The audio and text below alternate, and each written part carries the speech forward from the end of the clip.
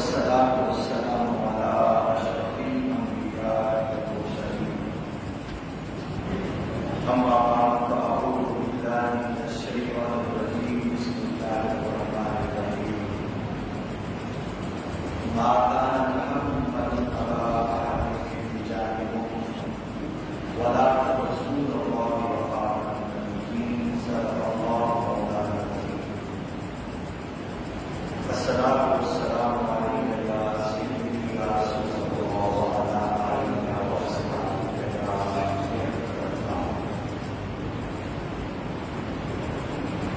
جیسا کہ آپ تمام آباد اس بات سے معلوم لگا ہے، آج کل ایک عام ایشو عقیدہ ختم نبوت کے حوالے سے ڈسکس ہو رہا ہے، اور یہ صرف آج کا نہیں، عموماً حساس مواقع پر اس حساس موضوع کو زیر بحث لایا جاتا ہے. اس لیے اس کی حساسیت کے حوالے سے چند گزارشات جو اہل دین اہل اسلام تک ان کی رسائی انتہائی ضروری ہے کہ عقیدہ نبوت بنیادی طور پر طے کیا. اس کے لیے سادہ سا یہ اصول ذہن میں رکھیں کہ جس طرح عقیدہ توحید کے بغیر ایمان کا تصور ممکن نہیں، اسی طرح عقیدہ نبوت یعنی عقیدہ رسالت کے حوالے سے اس میں کمی کجی یقیناً پورے اسلام کے تصور کو مشکوک کر سکتی ہے. اور دنیا میں بہت سی اقلیتیں موجود ہیں، اور ہمارے پاکستان میں بھی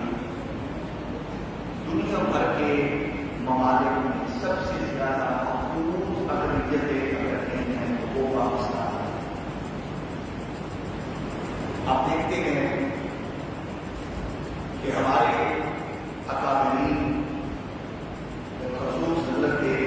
قائد اعظم علامہ اقبال اور ان جیسے وہ اکابر جنہوں نے اس ملک کو دنیا کے نقشے پر وجود پہنچایا. بہت سے لوگ ہندوستان میں رہ جانے والے خود ایک اسی فکر کے مخالف بھی تھے، لیکن آج تک ہندوستان میں مسلمانوں پر لائے جانے والے مظالم پر وہ حضرت قائد اعظم کی اس فکر کو اور اس دور میں پاکستان کے وجود کے لیے قربانیاں دینے والے لوگوں کو آج وہ سراہ ہے کہ کتنا ضروری تھا پاکستان کا وجود.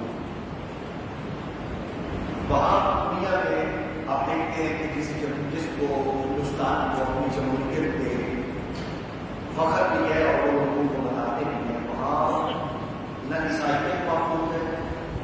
نہ مسلمان محفوظ ہے، اور نہ دیگر ہے. اس کے مقابلے میں ہمارے الحمدللہ اس کی طرح عربی پاکستان میں عیسائی ہو، سکھ ہو، ہندو ہو، ہمارے گلیاں، محلے، مارکیٹس، شاپنگ سینٹرز، کالجز اور اسکولز اور یونیورسٹیز تک ہر چیز مشترک ہے، اور ایک دوسرے کے دکھ درد میں برابر میں وہ شریک بھی ہوتے ہیں. لیکن یہ بات ڈھکی چھپی نہیں، بالکل واضح ہے، اور وہ روشن رہے گا کہ قادیانیت اقلیت نہیں ہے، وہ فتنہ ہے. قادیانیت صرف اقلیت ہی نہیں، بہت بڑا فتنہ ہے. وہ مسلک نہیں، وہ ایک خطرناک وائرس ہے، اس لیے وہ کسی سے بھی مخلص نہیں ہے۔ وجہ کہ جو اپنے پروردگار سے مخلص نہیں اور اپنے نبی سے مخلص نہیں، وہ پڑوسی سے، رشتے دار سے، عزیز و اقارب سے کیوں کر مخلص ہو سکتا ہے؟ وہ ایک ایسی خطرناک مرحلہ ہے جس کو سپریم کورٹ کا فیصلہ ظہیر الدین بابر کیس کے پر ججمنٹ دیتے ہوئے سپریم کورٹ کی عدالت عظمیٰ کے آنریبل ججز صاحبان نے لکھا ہے کہ یہ قادیانی دنیا کا خطرناک اور یہ چالاک فتنہ ہے جو دھوکہ باز ہے۔ ان کی دھوکہ میں بہت سے سادہ لوگ آتے ہیں۔ اب دیکھیے کہ وہ سب سے زیادہ فوکس کرتے ہیں نوجوان کالجز، اسکولز، یونیورسٹیز اور سادہ لوگ، بزنس مین، ان کا آسان ٹارگیٹ ہے۔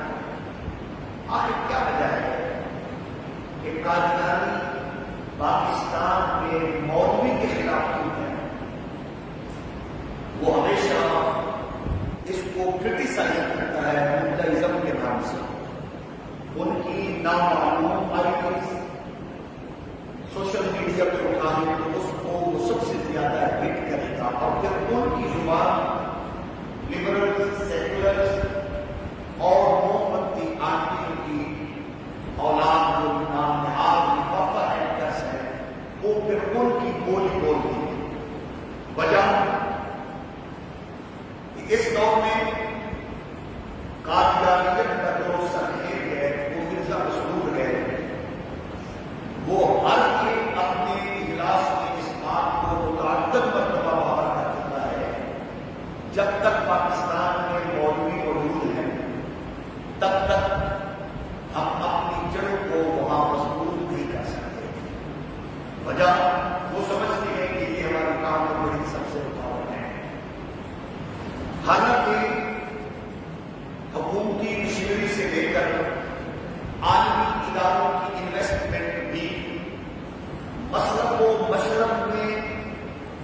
تقسیم کرنے کے باوجود اپنے ہدف تک نہیں پہنچ سکتے۔ یہ وہابی ہے، یہ دیوبندی ہے، یہ سنی ہے، یہ شیعہ ہے، لڑایا بھی ہے، ان کو لڑا کے قتل و غارت بھی کرائی ہے، بہت سی ماؤں کی جھولیاں اگائی گئی ہیں، بہت سی بہنوں بیٹیوں کے سوال بھی اگائے گئے، لیکن اس ہدف تک وہ نہیں پہنچ سکے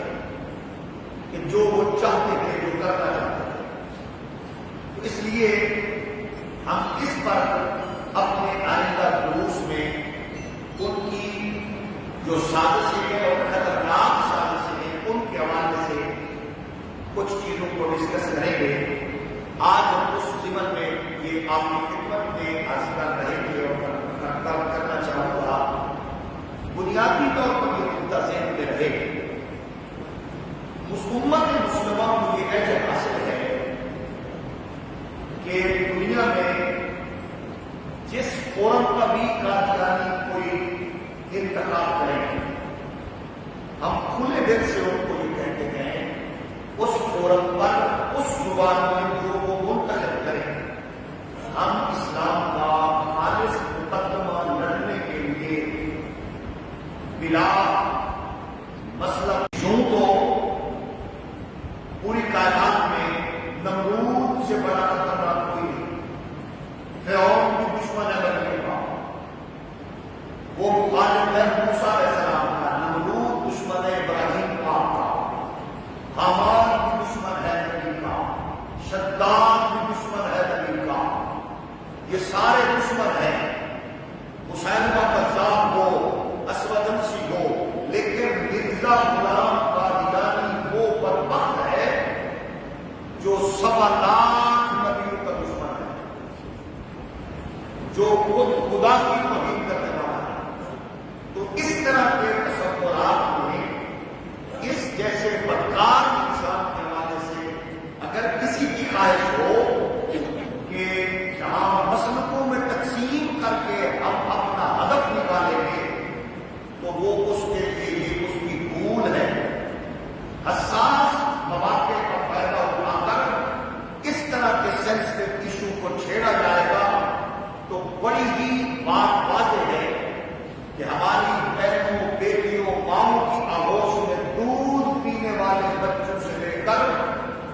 پاکیزہ جوانیوں کے حامل، سفید ریش بزرگ اپنا سینہ پیش کر دیں گے، اپنی جان کا نذرانہ پیش کر دیں گے، لیکن اس ملک میں وہ کبھی بھی قادیانیت جیسی خطرناک وائرس کو قبول نہیں کر سکیں گے۔ یہ بات واضح ہے، اس میں کوئی دو رائے نہ تھی، نہ ہے، نہ ہو سکتی ہے۔ آپ دیکھیے قرآن مجید کی مطابقت آیت، جس کو بھی اٹھانا اس پہ اور حضور کے مقدس فرامین، اب اس سے بڑا واضح فرمان کون سا ہو؟ سید قوم و مقام صلی اللہ علیہ وآلہ وسلم نے ارشاد فرمایا، جس کو سنن ابو داؤد میں اور ترمذی میں نقل کیا، انه سيكون في امتي 30 كذاب يزعم انه نبي وانا خاتم النبيين لا نبي بعدي۔ واضح فرمان ہے آپ کے میرے آقا و مولا صلی اللہ علیہ وآلہ وسلم نے ارشاد فرمایا، قریب ہے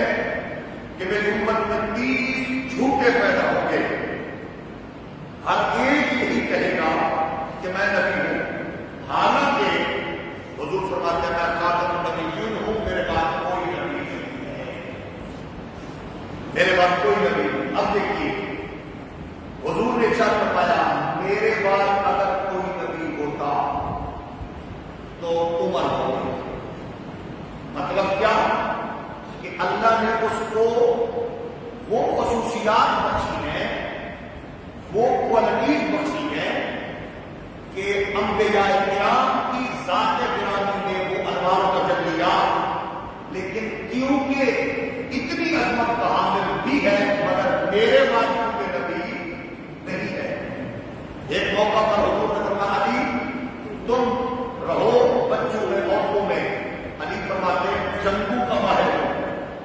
لڑائی میں مہارت رکھتا ہوں، فرنٹ پہ جا کے لڑتا ہوں، تیسیوں میں سینکڑوں دشمنان اسلام کا خاتمہ کر کے تحقیق کر چکا ہوں، میں مریضوں بچوں عورتوں میں رہوں۔ حضور نے ارشاد فرمایا، علی تم اس بات پر خوش نہیں ہو کہ میرا تیرا رشتہ وہی ہے جیسے موسیٰ و ہارون کا تھا، لیکن میرے بعد نبی نہیں ہے۔ مطلب وہ کمال خصوصیات اللہ نے بخشی ہیں مگر میں آخری نبی ہوں، میرے بعد کوئی نبی نہیں ہے۔ اتنے واضح فرامین کے بعد اگر 1400 سال بعد 1300 سال بعد کسی کو درد ہو، تکلیف ہو، تو وہ اپنی خباثت کا علاج کروائے، اور امت نے کیا۔ ہم اس کو نبوت اور رسالت کے اس محل پر حملہ آور نہیں ہونے دیں گے۔ واضح خدا کا فرمان ہے، آقانا محمد ابا احد من رجالکم، میرا محمد صلی اللہ علیہ وآلہ وسلم تم میں سے مردوں میں سے کسی کے باپ نہیں ہے، ولکن رسول اللہ و خاتم النبیین، لیکن اللہ کے رسول ہے اور نبیوں کا خاتم ہے۔ اب اس آیت میں جو واضح ہے فرمان خدا بندی میں، پہلی بات میرا نبی مردوں میں سے، تم مردوں میں سے کسی کا باپ نہیں۔ کیا مطلب؟ عورتوں کے باپ ہے، بچیوں کے باپ ہے، مردوں کے باپ نہیں ہے۔ اب جب یہ بات تھی کہ مردوں میں سے کسی کے باپ نہیں ہے تو یہ خیال میں آ سکتا تھا کسی کے، کیونکہ جو باپ ہوتا ہے اس کے دل میں جو گرمی ہوتی ہے، شفقت فکری ہوتی ہے، تو پھر قرآن نے اس فکر کو بھی ختم کر کے اگلی آیت، اس آیت کے اگلے جز میں عظمت نبوت اور رسالت کو بیان کیسے کیا؟ وَلَٰكِن رسول اللہ، لیکن اللہ کے رسول ہے۔ کیوں؟ باپ اور بیٹے کے تعلق کو کروڑوں درجات میں تقسیم کر دیا جائے تو وہ رسالت کا جو تعلق غلام سے، امتی سے ہوتا ہے، محبت شفقت کا، باپ بیٹے کی شفقت اس محبت کا کروڑواں حصہ بھی نہیں ہے۔ یعنی جو نبوت کو نبی کو اپنی امت سے ہوتی ہے اس کا جواب دے دیا۔ پھر یہ خیال آ سکتا تھا کیونکہ رسول ہے تو کیونکہ آنے والے میں رسالت کا اعلان تو نہیں کیا، اس نے تو کہا میں نبی ہوں، تو قرآن نے 1400 سے 1300 سال بعد اس کے غلیظ ذہن میں اٹھنے والے اس سوال کا جواب پہلے دے دیا کہ فرمایا وَخَاتَمَ النَّبِيِّينَ،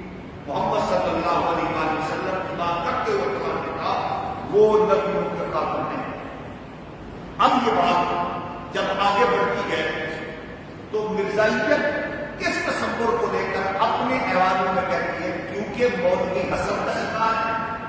تعصب کے مارے ہے، اس کا مطلب ہے مہر۔ تو مہر کی بات ہے، مولویوں نے خاتم کا ترجمہ کیسے کیا؟ اس کا تو ترجمہ مہر بنتا ہے، آخر تو بنتا ہی نہیں ہے۔ تو اس کے لیے سیدھی سی بات یہ ہے کہ مرزا غلام قادیانی نے نبوت کا صریحاً دعویٰ کیا ہے 1320 ہجری میں، یعنی 1900 میں۔ اب اس کے دعووں کا ایک تسلسل ہے، اس میں ایک دو دعوے کے لیے وہ ہم کل کے درس میں بیان کریں گے، اس کے دعووں کا جو تسلسل ہے۔ لیکن میں اس بات کو صرف عرض کر کے اجازت چاہوں کہ اس نے دعویٰ کیا 1300، یہ اصول ذہن میں رہے۔ ہم اس لیے کہتے ہیں کہ قادیانیت سے تعلق رکھنے والے دنیا کے کسی فورم پر بھی کسی زبان پہ چاہیں امت محمدی کا ہر چوکیدار تیار ہے۔ اس نے دعویٰ کیا 1900 عیسوی میں، یعنی 1320 ہجری میں۔ ہم کل اس پہ عرض کریں گے کہ وہ کہتے ہیں یہ تعصب ہے، ٹھیک ہے، 1320 کے بعد چلو ٹھیک ہے، ان کی بات ہم مان لیں کہ مرزا کی شخصیت، شہرت، اس کے بقول، اس کی قد و قامت کی وجہ سے مخالفین نے اس پر یہ مان پیش کر کے اس کو کمزور کرنے کی کوشش کی۔ چلو ٹھیک ہے جی، دیوبند نے کیا،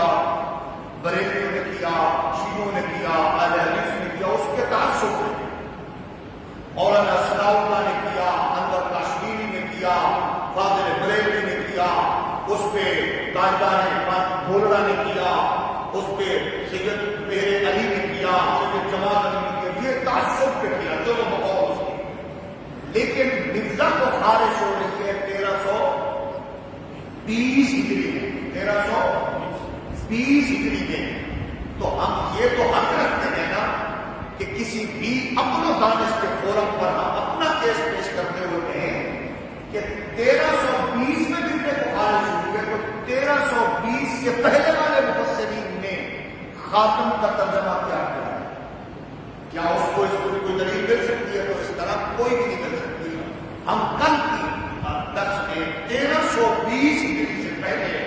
ان مفسرین عبداللہ ابن عباس سے لے کر صاحب روح البیان تک میں آپ کی خدمت میں کل مختصر عرض کروں گا۔ اس لیے مرزائیت کے خطرناک فتنے کے حوالے سے کوئی ڈھکے چھپے لفظوں میں اگر ان کو اہم کی مسلم کہے تو یہ سن لے، جس نے قادیانی کے دسترخوان سے ہڈیاں چوسی ہیں اس کا حق بنتا ہے کہ وہ ان کو ڈھکے چھپے لفظوں میں ہم نہیں کہے۔ لیکن جس نے آمنہ کے لال کا لنگر کھایا ہے، غیرت مند ماں کا دودھ پیا ہے، اور اس نے جرت و حمیت و عظیمت والے بات کی انگلی پکڑ کے چلنا سیکھا ہے، مکتب و مسجد کی راہ دیکھی ہے، تو یہ بات دنیا سن لے کہ محمد عربی کے غلاموں کے وجود میں جتنی سانسوں کی ڈوریاں ہیں اور جتنے خون کے قطرے ہیں، یہ سب کچھ اللہ کی کبریائی کی قسم ہے، یہ حسنین کے نانا کی عزت و ناموس کے لیے ہے۔ یہ بات آیا ہے دنیا پر، ہم پھول بھی ہیں، تلوار بھی ہیں، یا بزم جہاں مہکائیں گے یا خون میں نہا کر دم لیں گے۔ اس سے آگے کل انشاءاللہ اللہ کریم ہمیں حضور کی عزت، ناموس، عقیدہ ختم نبوت کا پہرا دے کے اس کے اللہ تجلیات اپنی نسل تک منتقل کر کے کورونا نامی وائرس اور کورونا سے بڑی وائرس مرزائیت سے اپنی نسلوں کو اللہ کریم ہم دعا کرتے ہیں محفوظ رکھے اپنے حبیب کے تصدق سے، اور ہم اسلام کا نام نصیب فرمائے۔ اللہم صل